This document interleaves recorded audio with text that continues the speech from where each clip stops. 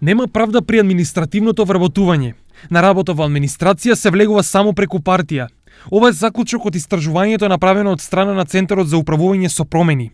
Резултатите покажуваат дека 40% од анкетираните сметаат дека вработувањата се неправени. Над 77% се со став дека за државна плата неопходна е партиска книшка, а дури потоа компетентност, стручност и искуство.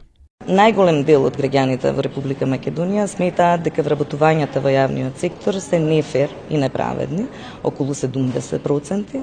Многу е мал делот на оние кои што сметаат дека вработувањето е фер и праведно.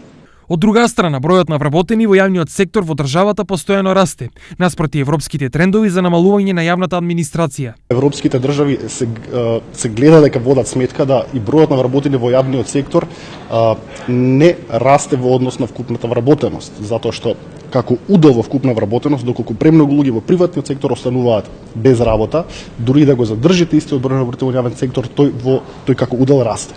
Република Македонија во таа смисла отстапува, затоа што кај нас по сите мерени параметри јавниот сектор само расте.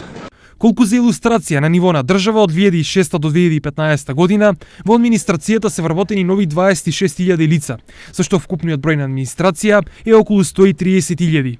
Во источниот регион, плата во администрацијата примаат над 350 вработени. Во Штип, на 1000 жители ангажирани се тројца административци.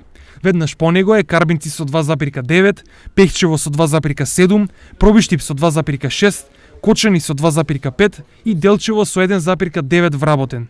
Сите заедно овие 350 административци, локалните самоуправи месечно ги чинат околу 200.000 евра или 2,5 милиони евра годишно.